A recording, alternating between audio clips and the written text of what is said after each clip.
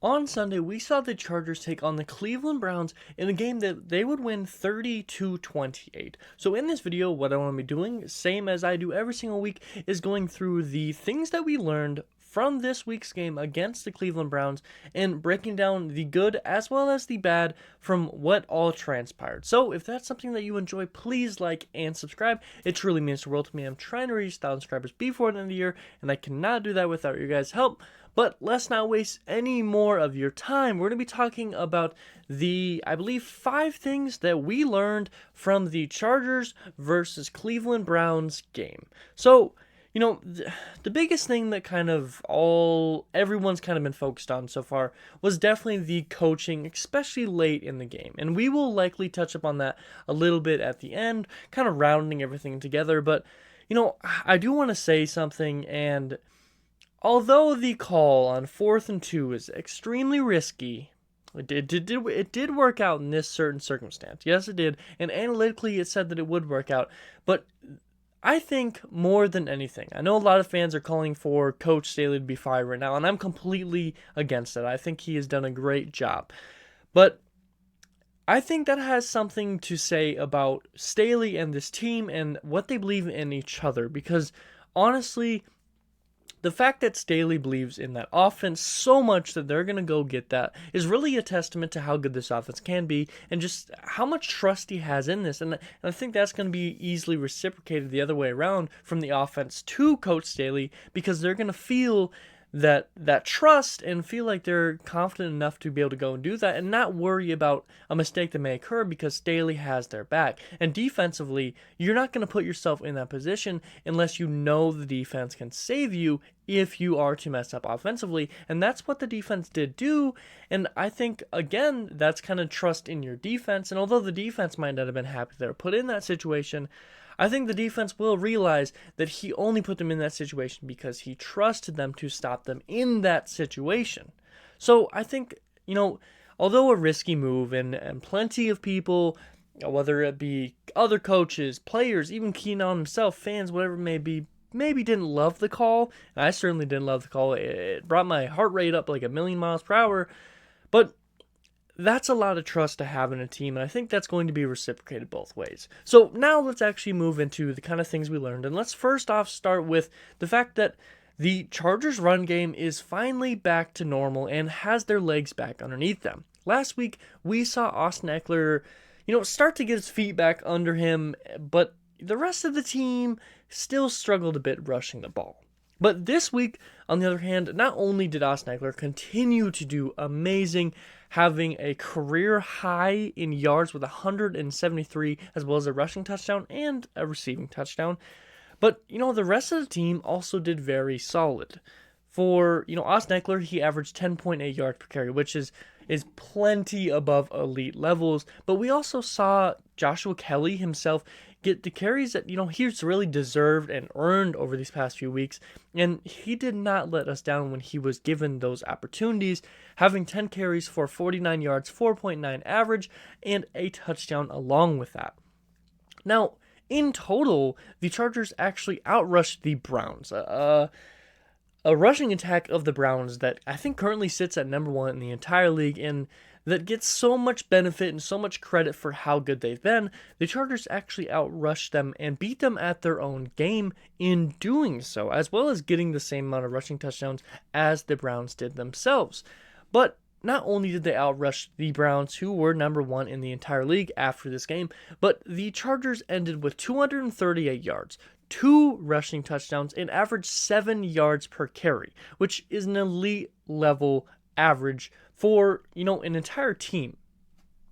A Pro Bowl running back likely is to be averaging somewhere around 6 to 7 yards per carry by themselves, which by itself is a really good stat, and that's incredible. That means you're getting a first down so often, but that's for one player to average that, and we're saying that's really good.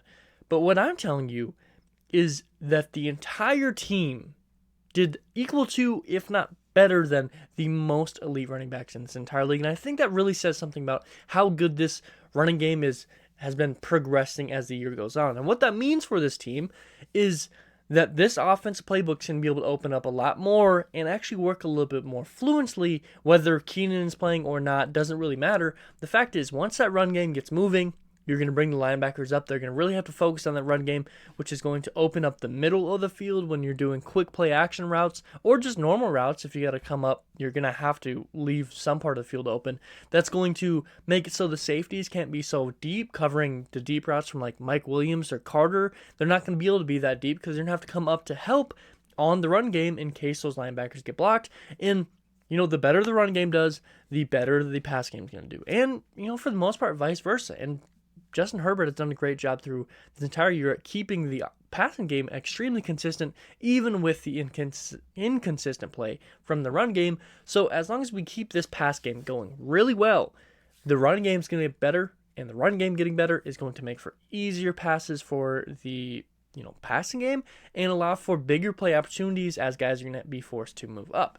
Now, the next thing here is it's going to be the fact of the Chargers' offensive line is looking elite in all aspects of the game. Now, the run game did tremendous, and the running backs were a massive part of that, but equally so was the O-line. I think that's something that a lot of people don't realize, is those things do go hand in hand. Yes, you can have an elite level running back, and they can carry an offensive line, and in some years that has happened with Austin Ekeler, but this year Austin Ekeler is doing just as great, and the rest of the running back room is doing just as great because the O-line, as the rushing game is doing good because of the running backs that are in that room.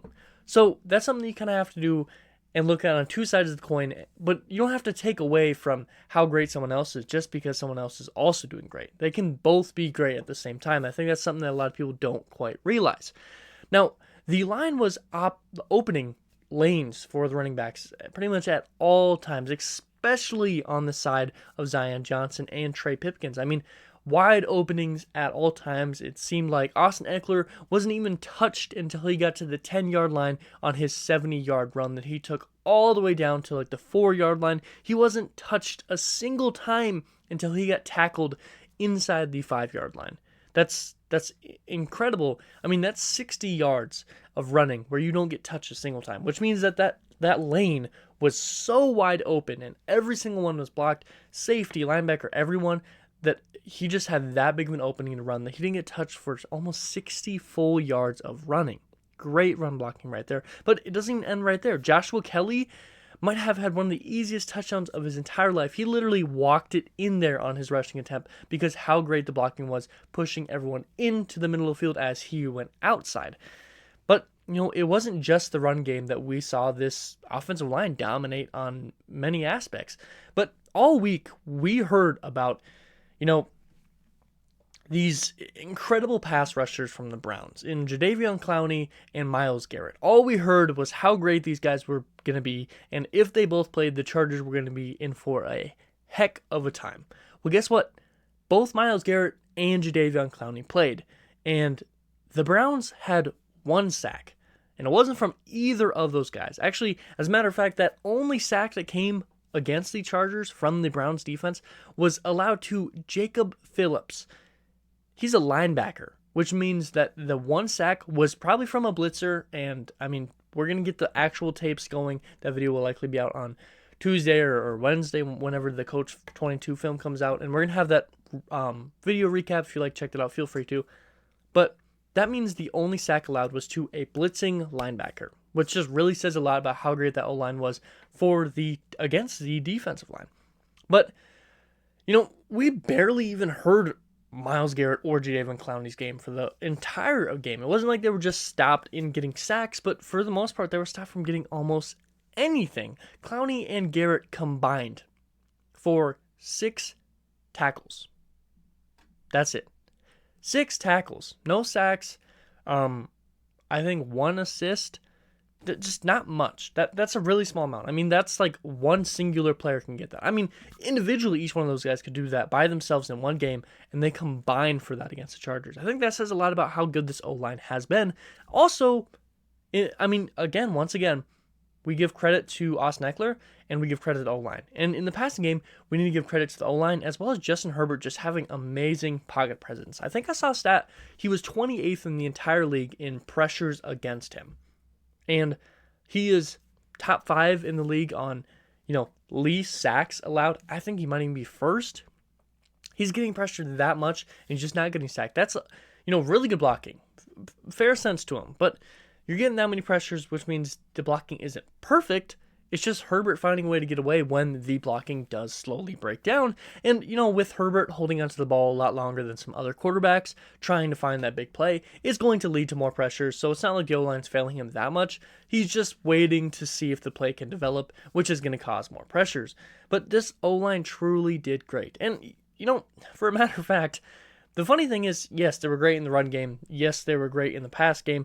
But it somehow doesn't even stop there, because even in the open field on screenplays, they looked extremely good with a screenplay that went for a touchdown to Austin Eckler where they just blew up everyone. I mean, Corey Linsley, perfect block. You had Filer, I think, was out there, and I'm not sure who the tackle was on that side. I think it was Jameer Sawyer, I actually think. And even in the open field on a screenplay, they were having just such great blocking. So props to the O-line, props to, the whole team. Props to the whole team for winning this game. But that O-line it's great to see an O-line that is doing extremely good, especially with some of the O-lines that we saw against Phillip Rivers. Now, the next thing here is actually going to be talking about the next man up mentality that every team has, but especially this Chargers team and how well they've been able to step into that this year. We saw so many people take a big step forward this week, and we've seen plenty of injuries occur where someone had to take a step in. This week alone, we saw Alohi Gilman, who was given the starting position over Nas Adderley at the beginning of the game, and although we did see at some points Nas get more snaps than Alohi, and then Alohi was put back in, Alohi would end the day with the third most tackles for the entire team. So the first time he ever starts, he is the third most tackles for a team. And yes, the safety is likely going to be up there, but that's a really good stat, especially for your first game starting and not even getting all the snaps because Nas rotated in with him. But, he also had the potentially game-saving interception off of Jacoby Brissett, where he pretty much just snuck right in front of him and completely somehow just ghosted Brissett into throwing it right to him. So, first game in, third most tackles, and an interception that, almost sealed the win for the Chargers, and technically did because the Browns would not score again after that. So, props to Alohi Gilman, but it doesn't end there. Last week, we saw Jameer Sawyer step in after Slater's injury, and once again this week, he started and he didn't allow a single sack against Clowney and Garrett. I mean, great work by him, and he continues to do very good after an injury occurs and he has to step in. Dustin Hopkins would not be able to play this week with an injury that occurred early in the year. He was listed as game time decision. The decision was for him not to play, and the Chargers would elevate Taylor Bertolet. I'm sorry. You won a game ball, and I'm so happy that you did that great for the Chargers, but I wasn't paying a ton of attention to you, so I apologize for the name mishap. But Taylor, thank you if you somehow watch this, or to all Chargers fans.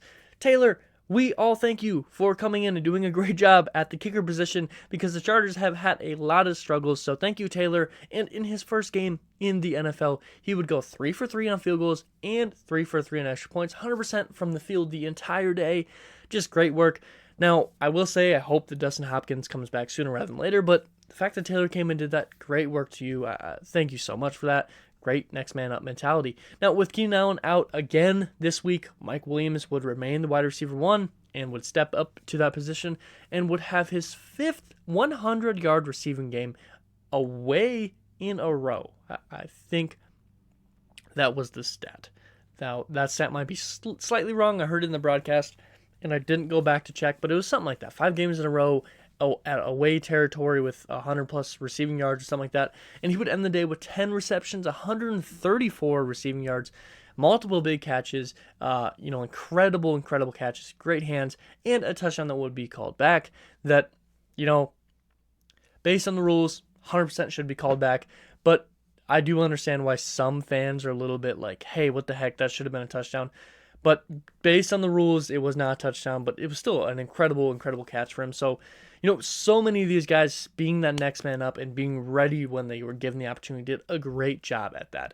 Now, the fourth thing here we want to talk about what we learned is going to be, this Chargers offense is finally starting to score the way that they should be scoring this entire year.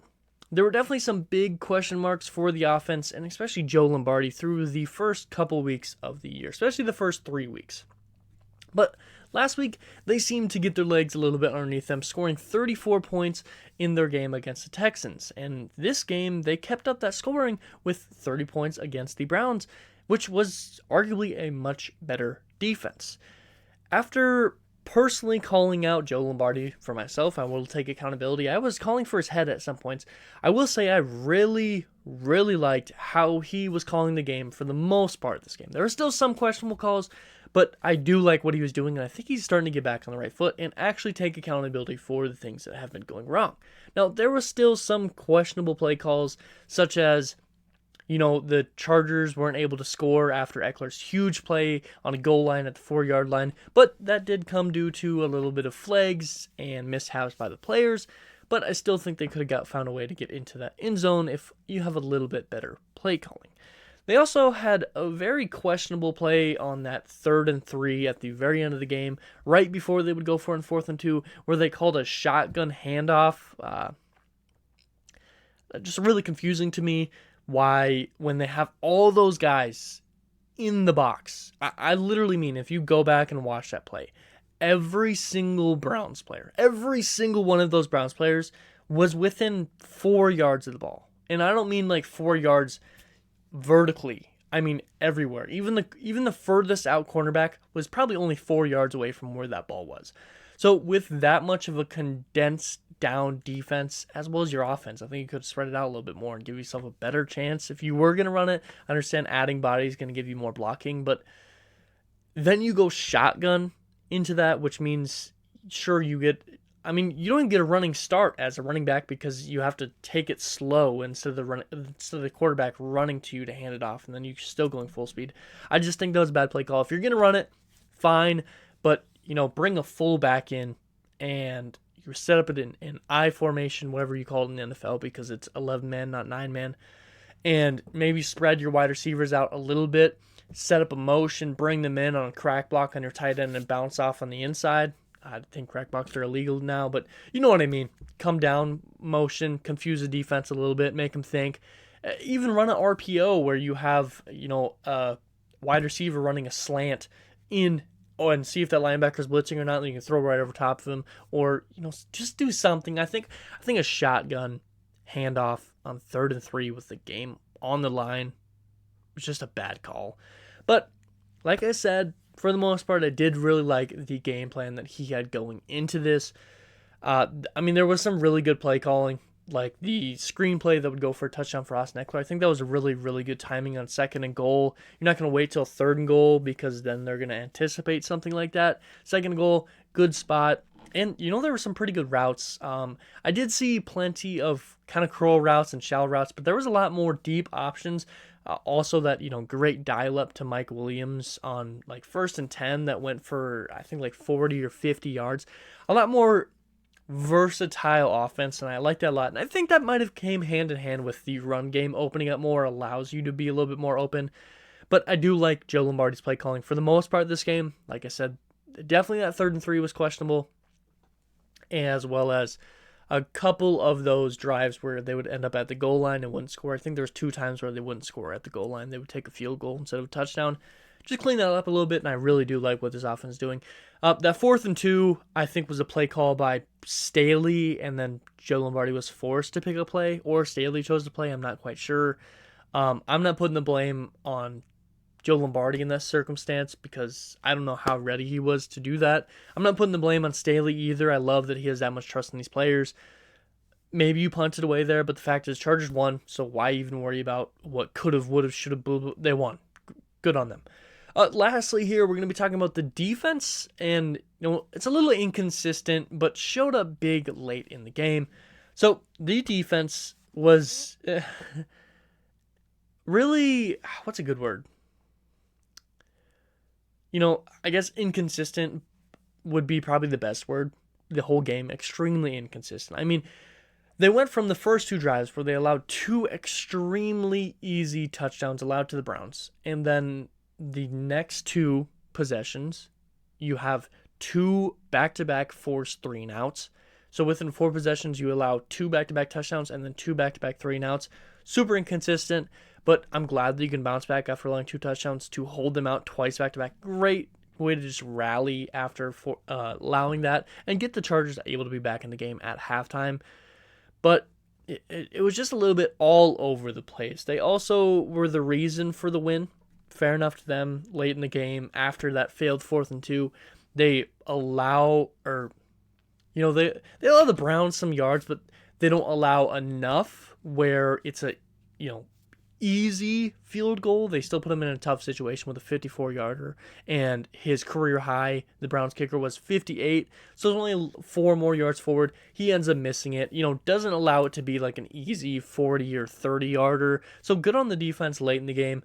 Holding them out right there. But the defense held the Browns to 40% on 3rd down, which is only 1% above what the Chargers offense has been doing, and actually 4% below what the Browns have averaged all year long. So, good on them on 3rd down to help slow that down and prevent that. Chargers also didn't allow the Browns to convert a single 4th down. Now, I will say I think they only attempted 1 4th down, but, good on them not allowing them to get the ball moving after that 4th down. We saw a great interception from Alohi Gilman, mentioned earlier, that pretty much clutched the game up for the Chargers defensively. Great play on that, especially for him to just jump in front of that.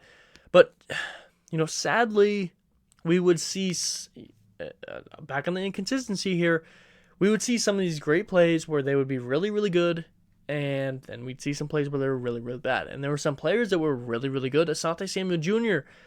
was, he was making tackles that would just save the Chargers. I mean, there was multiple times on like 3rd and some change where he would make the tackle right before that 1st down marker and force 4th down where they'd have to punt or take a field goal. Great work on him. He prevented a Nick Chubb touchdown like yards before the touchdown. Great work on him.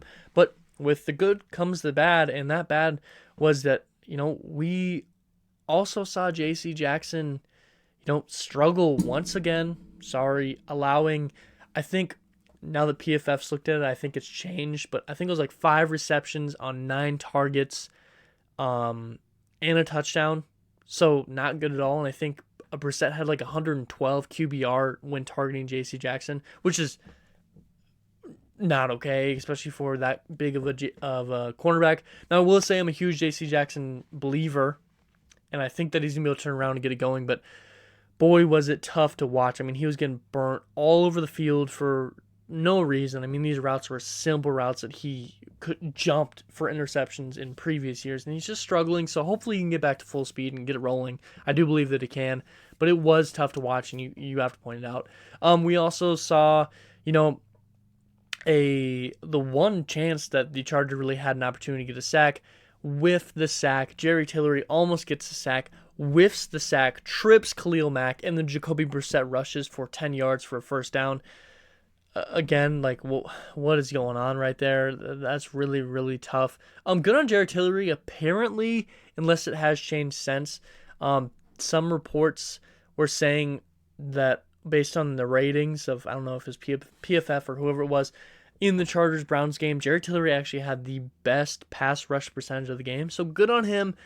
I still don't really believe in him quite yet. I think that the Chargers should try to trade him for at least something, because I don't think they're going to sign him even if he does good this year. But good on him this game. Props to you, Jerry Tillery. But, big sack missed there and tripped Khalil Mack. So, a little bit tough there. But the defense was able to slow down the Browns enough to pull out the win, only allowing 28 points total, which is above their average as well as league average at like 23 points, I think is league average. But still, 28 is better than 31, and you would lose it there. So good on the defense to stop that late in the game. I mean, like I said, they're really inconsistent, but it was enough to win it, which is the most important thing. And, props to the defense. Late game, not only for that, forcing them to a tough field goal that they would miss, but they only allowed one single touchdown, 7 points total in the second half after allowing 21 in the first half. So they definitely, went to the halftime and fixed some things up and got it working. So, I'm proud to see coaching and players wise go out and fix it when there was a big problem in that first half. So, good on them. And yeah, I mean, great work. So now I kind of want to just hit all the big picture things that I kind of realized. No more things that we learned, just kind of the big picture things that we kind of realized here. And I think the first thing here is going to be Keenan Allen. Not only for his comments on Twitter talking about like he was not happy about that play call by Staley, plenty of things that he was talking about, and then he was like, "Oh man, we got lucky that they missed that field goal. Man, that would have been bad." It was something along the lines of that. I know that wasn't the exact quote. But Keenan was a little bit frustrated, to say the least, after the game. Apparently, him and Brandon Staley had a little bit of heart-to-heart conversation, and they're on the right terms. They're closer than ever, I think, was the report. That's great to see. Huge Keenan Allen fan. I do like Staley a lot, and the fact that, if they can get back on the right page, I would hate to see Keenan and become an issue for this team long-term and not be on this team or something like that, because he might be my favorite offensive player outside of Herbert himself. But, I think the biggest thing here, outside of the drama of Twitter, is what is Keenan Allen going to add to this offense? And it's going to be absolutely insane. Not only has this offense began to really get going here, I think they had, 34 last week and 30. So you have 64 points in 2 weeks. But you do that without Slater and without Keenan. Now, you're not getting Slater back, but you will be getting Keenan back. And the Chargers is below the league average of third down conversions at about 39%, I want to say. And I think league average is like 43 or something, 44. And last year, as we all know, Keenan Allen was the third down king. I mean, every time you needed it on third down, Keenan Allen was that guy. So when he comes back, I think that's going to be a huge thing that's going to be added to this offense, as well as the fact that we're seeing Mike Williams and Austin Eckler start to get going. Mike Williams, I think, is looking better than he did last year, even with how great of a hot start he had last year. I think when you add Keenan Allen to that, and you can keep Mike Williams going, that's going to be a huge part of this offense. And Gerald Everett is probably the best tight end I think the Chargers have had since Gates. No offense to Hunter Henry, I did like him a lot, but I think what Gerald Everett can do for the rest of the year is going to be better than what Hunter Henry was able to ever do. And I think he might do it on less receptions. I think Henry got a lot of targets, and I think Everett might do a little bit better. But I think this offense is going to really get going when you get Keenan Allen back. This coaching staff, it's starting to look right. Joe Lombardi seems like he's getting the on the right track, at least. Even though there were some bad play calls, he's on the right track. Staley's still super analytic based. Funny thing enough, the analytics said if they went forward on 4th and 2, even if they didn't convert, the win percentage was 60%. Chargers win. So he's still leaning on those analytics. I kind of wish he took a little bit more criticism or a little bit more blame for that. I'm happy that he trusts the team that much, but there's a difference between having trust in the team and believing in the team and being okay with the results and just completely leaving it out there, like up in the air, I should say. I'm really happy the defense was able to stop them, and I'm happy he has that much trust in the offense as well as the defense, and they were able to back him up. But if something like that happens in the playoffs and you're up 2 and you're at the 50 on 4th and 2 with like a minute left, I don't care how many time minutes are left, please punt that if you get in a situation in playoffs, because yes, it's a regular season. You can take these kind of risks a little bit more easily and be able to correct it later on. But, oh, man, I hope I don't see that again the rest of this year because it was stressful. Defensively, I don't know what's going on with coaching. I don't know if it's people being beat up. I don't know if it's coverages not being great or just, pressure's not good enough on the front end or the back end. I don't know what's going on. I hope this defense can kind of get it in the right direction once again because they've been allowing a lot of points. But I think this truly, come at me if you want. I think this defense can be top 5, top 10. But, that's going to be all. Comment down below if there's anything else you learned and what you thought about this game because it was stressful to say the least. If you enjoyed this content, please like and subscribe. Truly means the world to me. I'm trying to reach 1,000 subscribers before the end of the year, and I cannot do that without you guys' help. And as always, I hope it taught something today. I hope it made you smile. I hope it made you laugh. Something's really important to me. It affects my day in a great way, because every single day can be a great day if you all just put in the effort. And as always, you guys all be safe out there.